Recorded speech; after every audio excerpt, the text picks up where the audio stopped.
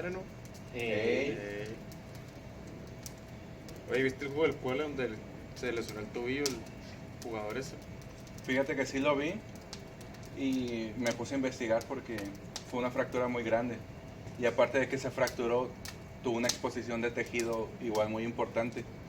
Y está bien interesante porque manejan a los jugadores profesionales muy diferente de cómo se maneja aquí, por ejemplo, en el hospital.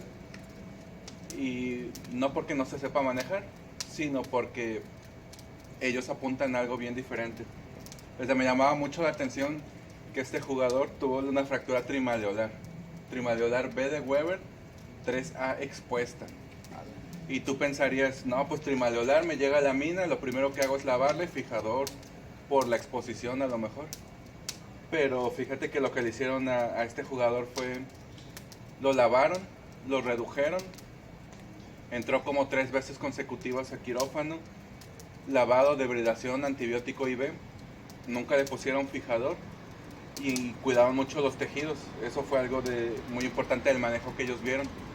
Una vez que estaba en buenas condiciones, más o menos a los 3, 4 días, lo metieron para fijación definitiva.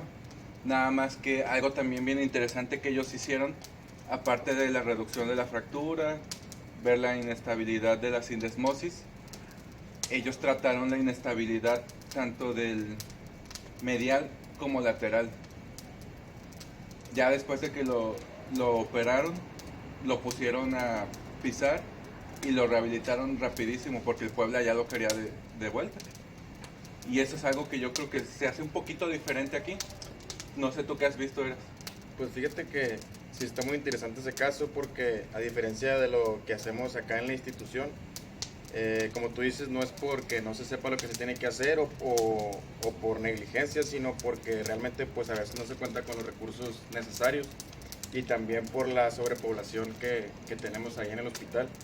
Entonces, pues debido a esa sobrepoblación a veces no se le puede dar el manejo adecuado o ideal inicial al paciente y también a veces por malas costumbres se hacen cosas que realmente no lo benefician tanto como otro tipo de atención como el que mencionaste ahorita. ¿Cuántas veces no llegan pacientes con ese tipo de fracturas expuestas y lo primero que hacemos es, pues sí, lavamos, le ponemos el antibiótico que es lo más importante para que no se vaya a infectar el paciente, pero siempre pensamos de que no, pues un fijador externo para estabilizar la fractura y ya después que se mejore el tejido blando, ya vemos la posibilidad de un manejo definitivo. Cuando realmente ya ahorita pues ese tipo de manejos está muy avanzado, como tú lo comentas, el paciente lo empezaron a rehabilitar temprano y el paciente ya en poquitos meses ya estaba jugando otra vez Regresó a las canchas. como los grandes. Como los grandes.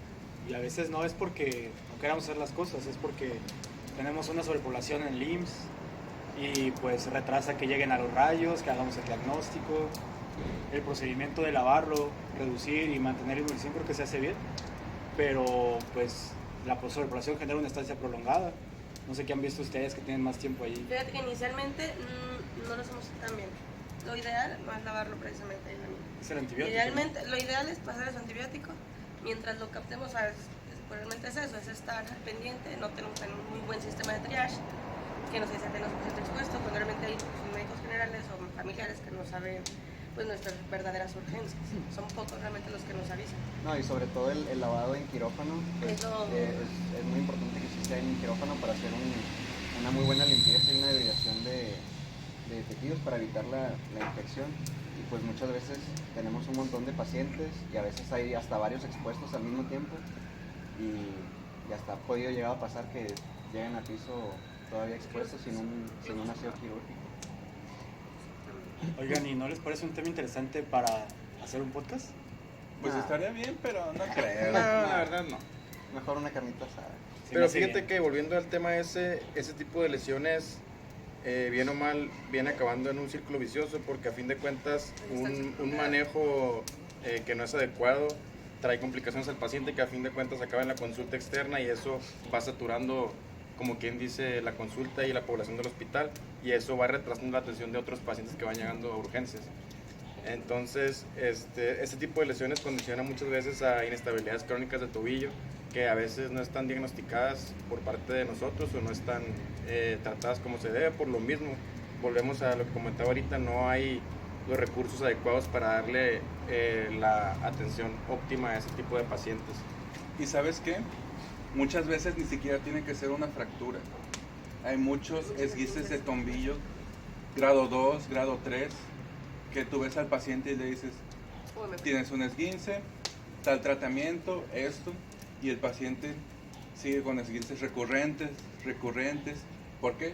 Porque como bien dices, pues hay una inestabilidad que nunca se diagnosticó y nunca se trató.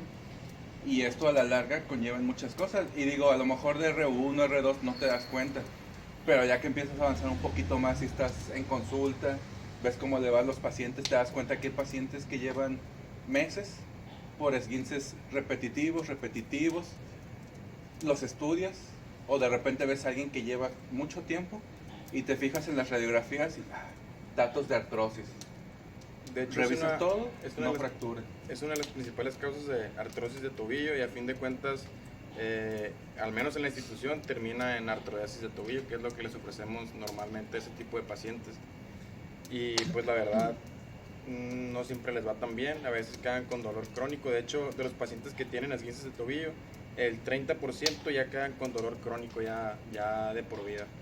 Entonces, pues creo que sí es un tema que vale la pena abordar y tratar de mejorar las atenciones ahí en la institución, porque pues a fin de cuentas, si no se manejan adecuadamente, siempre terminan volviendo a consulta y son pacientes que se quedan estancados ahí, nunca se les da de alta o a fin de cuentas terminan con secuelas y complicaciones ya de por vida.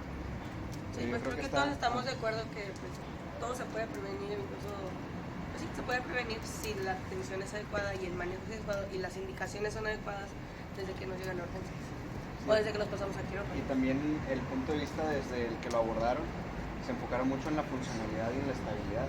Yo me imagino que en la institución pues nos enfocamos más a la estabilidad ósea, pues muchas veces desde que vemos la radiografía pues ya suponemos que trae una lesión de, por ejemplo, del ligamento del pterideo, y realmente a mí no me ha tocado ver en varias ocasiones que hagan una reparación ligamentaria, se revise muy bien la estabilidad de los tejidos blandos, y pues yo creo que también es algo importante que nosotros nos enfocamos un poquito más en lo óseo, no tanto en lo ligamentario o en la estabilidad.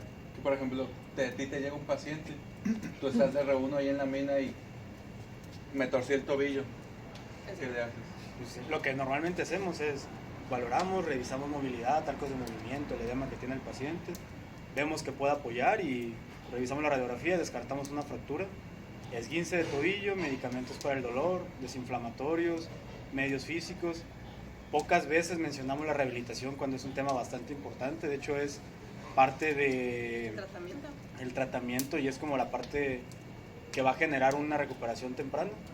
Y lo que normalmente hacemos es medicamentos para el dolor, manejo con hielito, desinflamar más rápido y lo ponemos a andar, cuando lo que deberíamos de hacer es recomendarle la rehabilitación, y por eso de repente los vemos nuevamente en 4 o 8 días ahí con nosotros porque me sigue doliendo, se inflamó más.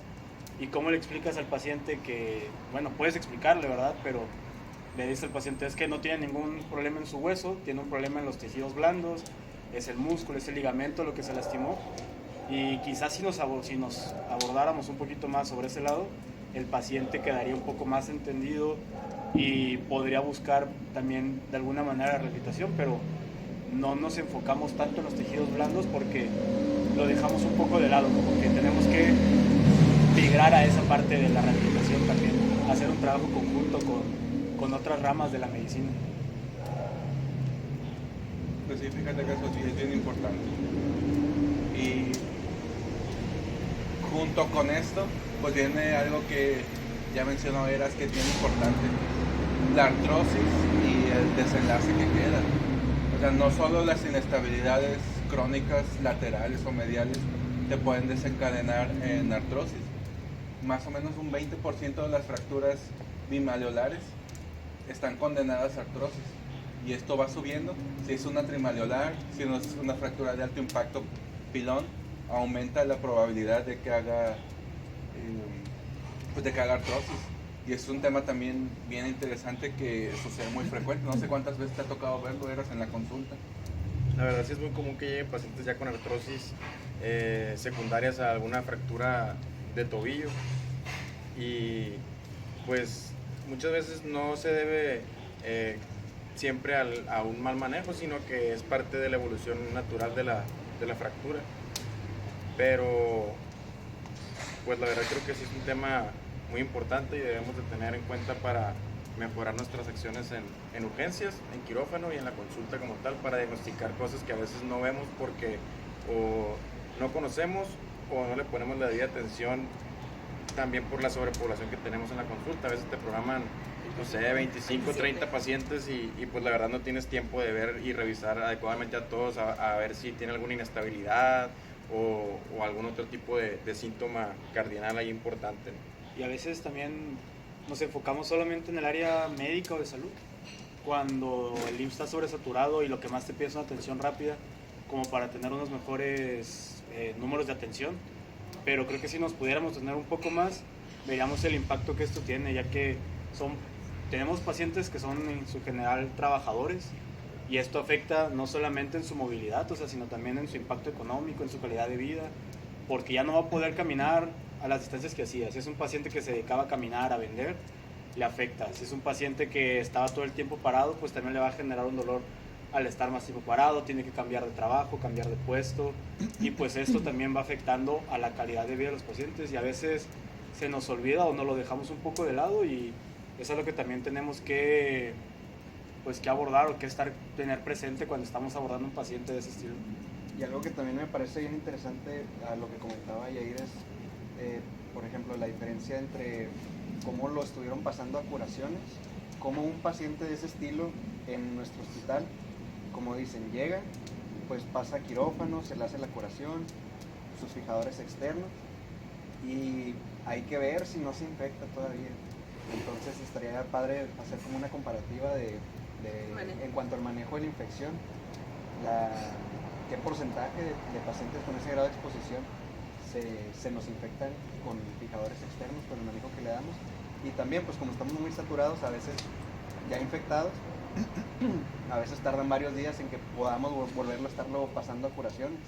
Entonces yo creo que sí es algo que pues podemos ahí investigar más o menos.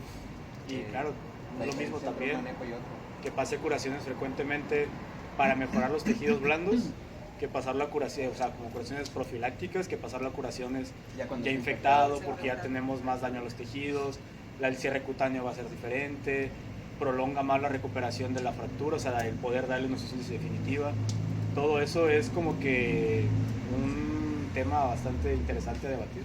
Sí, incluso pues lo ligamentario, o sea, ¿cuál es el punto ideal también para pues, poder reparar ligamentario? Si está expuesto, lo pasa directo y pues, lo ligamentario lo aborda en primera instancia, pues la retracción de los tejidos, o sea, todo eso también es algo importante que deberíamos de tomar en cuenta. Es que ahí entra ya otra cosa, porque, por ejemplo, toda la literatura, este paciente que es un deportista de alto rendimiento, todo lo ligamentario lo reparan con tecnología, anclas, artroscopía, o sea, cosas bien avanzadas. Y ahí es cuando te preguntas, ¿qué más le podemos ofrecer allá adentro? Porque tú lo pasas, le tratas lo óseo, pero ¿cuántas veces no te ha pasado que ves el deltoideo todo abierto y dices, bueno, ¿qué le hago? ¿Con qué lo reparo? No, pues pásame unas anclas, pásame esto. Pues no hay. No, pues de las dardos, aunque sea. Pues no hay. Y bueno, ponle tipo la reacción que hace. Sí, y luego sobre todo pues no le puedes hacer una reparación ligamentaria y luego cómo le vas a pedir al paciente que empiece a apoyar y a la movilización temprana si pues, va a ser un tobillo que prácticamente va a estar inestable. Pues. No, y luego no es lo mismo que te hiciste todo el trabajo, hicimos todo el trabajo previo, ya conseguimos en el IMSS todas las anclas, conseguimos todo el material para hacer el procedimiento, manda a la rehabilitación. Y el paciente es un paciente que no tiene para pagarse una rehabilitación cada tercer día. ¿Cómo le vas a hacer? O sea, lo envías a una clínica de rehabilitación donde los tienen una cita una vez al mes, va a movilizar el pie. Y nunca les dan la cita. Y el paciente a veces no entiende la importancia de ese movimiento temprano. Y no porque no se le expliques, hay veces que se le explicas, pero no tienen el trasfondo o el conocimiento de fondo para entenderlos. Y a veces nosotros, ¿cuánto tiempo se tardó la medicina en encontrar la importancia de esto? Pues también es como que algo que le tenemos que ver. Si haces el manejo adecuado, el manejo o el siguiente manejo después de la parte quirúrgica, la importancia que tiene que tener, ¿no? Claro, pues creo que como conclusión, la verdad, estamos todos de acuerdo que no va a ser la misma la atención de un paciente, para empezar, de alto rendimiento en un medio privado a una atención en la institución. Primero, porque no tenemos los recursos adecuados, la sobrepoblación, y aparte también, como lo mencionaste ahorita, la cultura de los pacientes, no tienen la cultura de esa rehabilitación temprana, de esa movilización temprana. El paciente no conoce, no sabe, y a veces aunque le expliques, no tiene la cultura o el conocimiento de la importancia de hacer una rehabilitación temprana. Entonces creo que sí va a estar muy complicado tratar de cambiar ese mal comportamiento, ese mal hábito de aquí a corto plazo, pero pues eso ya va a depender tanto de la educación en casa de las personas como del sistema de salud público, ¿no? Pero pues creo que es un tema muy interesante, la verdad no alcanzamos a abarcarlo ahorita todo por completo. No, pero es un área de oportunidad. Pero Para creo que mejorar. podemos hacerlo más seguido. El carbón creo que ya agarró. Ya está aprendiendo, ¿no? Ya, ey. Se va a consumir si no ponemos la carnita. Pues,